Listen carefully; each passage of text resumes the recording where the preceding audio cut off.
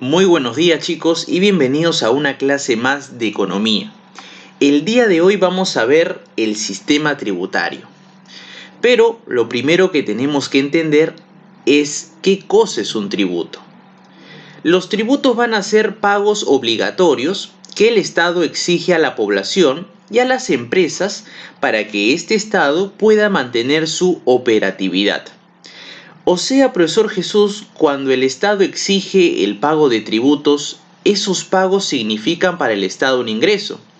Correcto. Específicamente, la recaudación que hace en estos tributos dentro de su presupuesto forma parte de lo que se llama ingresos corrientes que tiene el Estado. Entonces, a más tributo, más ingresos corrientes tiene el Estado. Pero el otro lado de la moneda es para quien paga los tributos. Los que lo pagan son la población y las empresas. Estos son conocidos con el nombre de base tributaria. Ah, ya.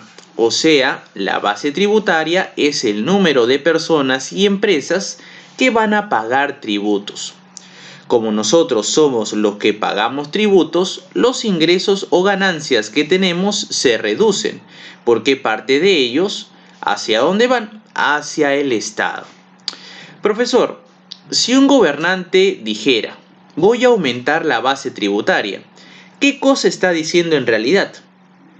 Lo que está diciendo en realidad es que va a aumentar el número de personas y empresas que van a pagar tributos. Entonces se asume que si va a haber más personas y más empresas que van a pagar tributos, el Estado tendría que generar mayores ingresos corrientes. Profesor, pero yo veo las noticias y sé que hay personas que no pagan tributos. Eso obviamente le va a generar un golpe al Estado, porque el Estado tendría menos ingresos. Las personas que no están pagando son personas que están cometiendo lo que se llama la evasión tributaria o en su defecto elusión tributaria. En ambos casos no se paga tributo, pero ¿cuál es la diferencia? La evasión tributaria es un acto ilegal, está penado por la ley. Es peligroso hacer una evasión tributaria. Por ejemplo, se comete este acto cuando no se declaran los ingresos de una empresa. Eso significa evadir los tributos. En cambio, la elusión tributaria significa usar métodos que no están prohibidos para no pagar tributos. Y como no están prohibidos, no hay ningún tipo de penalidad en estos casos. Un ejemplo de esto es cuando se hace una transferencia de renta. Por ejemplo, cuando tú haces una transferencia de tu tarjeta de débito para pagar el servicio telefónico, entonces estás haciendo una transferencia de tu cuenta bancaria a la cuenta de Movistar de repente. Al hacer esa transferencia de renta no te van a cobrar el ITF, que es el impuesto por transacción financiera, que vendría a ser el 0.05 de lo que estás pagando. Por ejemplo, si pagaras 1.000 soles, ese impuesto llamado ITF sería 5 soles. Entonces, cuando tú haces la transacción de tu cuenta bancaria a la cuenta de la empresa, estás evitando pagar ese impuesto. ¿Qué hiciste? Una elusión tributaria. En la curva de Laffer vamos a ver un poquito de esto. Laffer explica lo siguiente. Vamos a tener acá la recaudación que va a tener el Estado producto del cobro de tributos. Y acá la tasa que se está cobrando. Si la tasa fuera 0%, significa que el Estado no está cobrando tributo. Y si el Estado no está cobrando nada, entonces el Estado no va a recaudar ni un solo sol. 0%, ¿qué significa? Cero recaudaciones. Pero si el Estado te cobra el 100% de tasa impositiva, tampoco el Estado va a recaudar nada, porque nadie en su sano juicio te pagaría el 100% de lo que gana. entonces sea 0 o 100%, el Estado no recauda nada. El Estado tiene que buscar una tasa óptima, un X%. ¿Cuánto será? El Estado justamente tiene que buscar ese X%. Pero cuando lo encontremos, ese X% te va a generar la recaudación máxima. O sea, va a ser el porcentaje en el cual todos van a poder pagar tributos.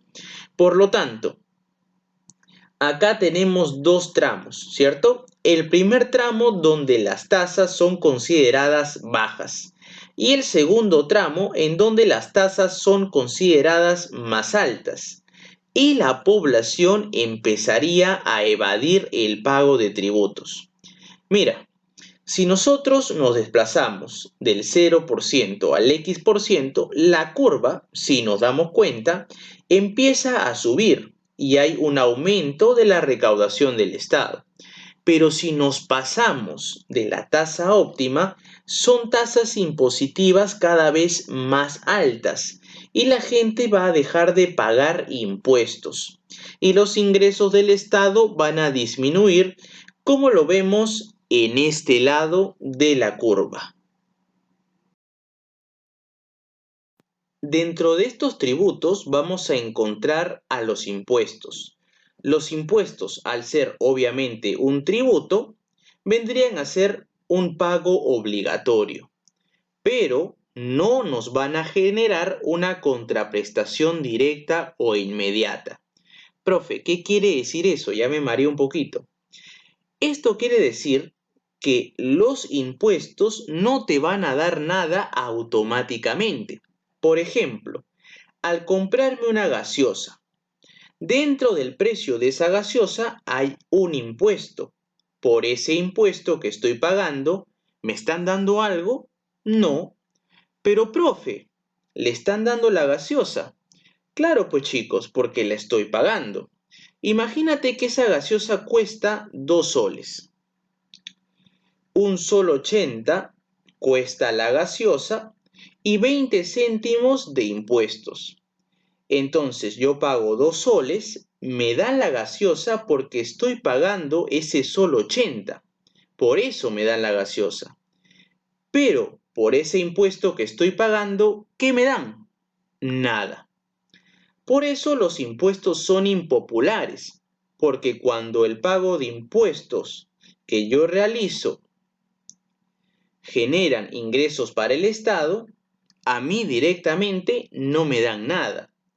Pero el hecho de que sean impopulares no quiere decir que sean malos. Los impuestos son muy buenos por las funciones que cumplen y que vamos a ver a continuación.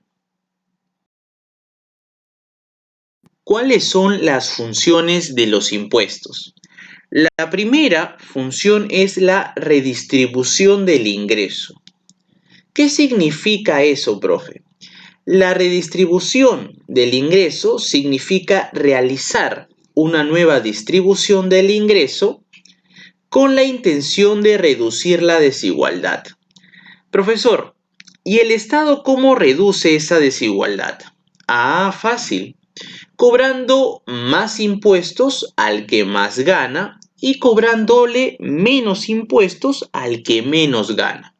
Recuerda que con esta función del impuesto se busca reducir la desigualdad, mas no se está diciendo que se elimine del todo. Eso ya es muy diferente. La segunda función de los impuestos es la corrección de las fallas del mercado. Obviamente corregimos estas cuando le colocamos impuestos muy fuertes al que está generando estas fallas. Pero, profe, ¿qué vendría a ser una falla de mercado? Una falla de mercado muy conocida, por ejemplo, es la externalidad negativa. ¿Qué cosa es esto? Es el efecto perjudicial generado por una actividad económica, la cual es asumida por terceros. Te lo pongo más sencillo. Imagínate una mina que bote mercurio al río. Obviamente que esto va a llegar al mar después. lo consumen los peces. Entonces, si seguimos justamente con esa cadena alimenticia, ese pescado que ha consumido el mercurio posteriormente va a llegar al cuerpo humano. ¿Y qué provoca eso? Daños a nuestra salud. Entonces la empresa minera, a través de su accionar, está generando daños a terceros.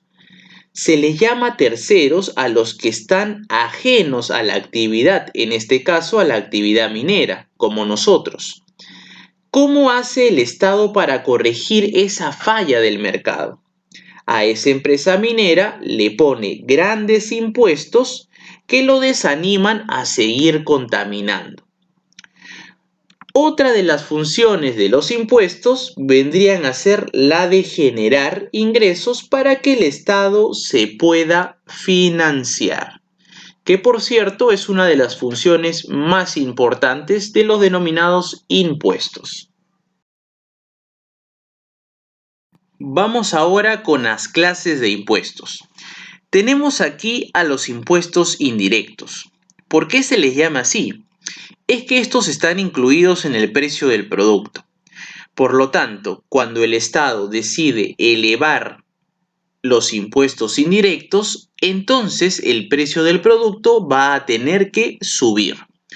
Dentro de estos impuestos tenemos al IGB y el ISC. El IGB vendría a ser el impuesto general a las ventas.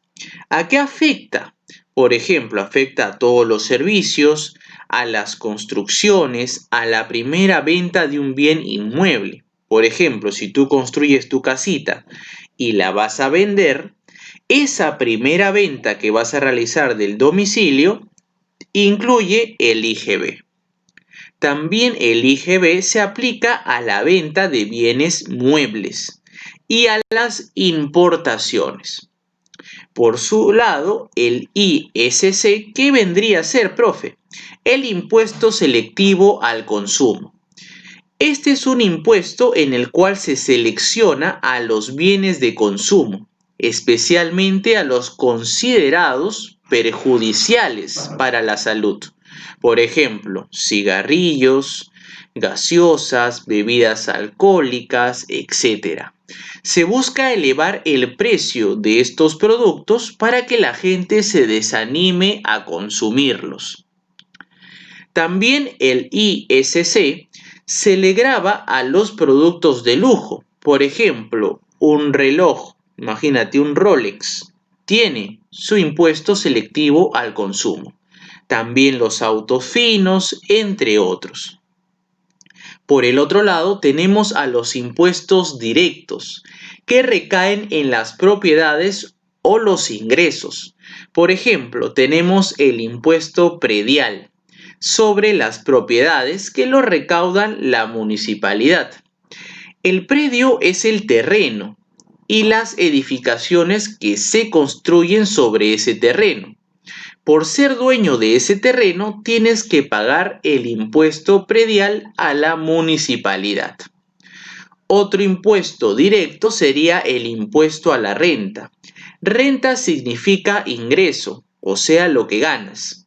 Si tú ganas tu sueldo en un trabajo formal, tienes que pagar el impuesto a la renta. ¿Qué tipo de impuesto al Perú le genera más ingreso, profe? ¿Los directos o los indirectos? Para serte sincero, los que le generan más ingresos al Estado son los impuestos indirectos, especialmente el IGB. Muy bien chicos, eso ha sido todo por hoy. Conmigo será hasta una próxima oportunidad. Espero que la clase haya sido muy productiva. Cuídense mucho.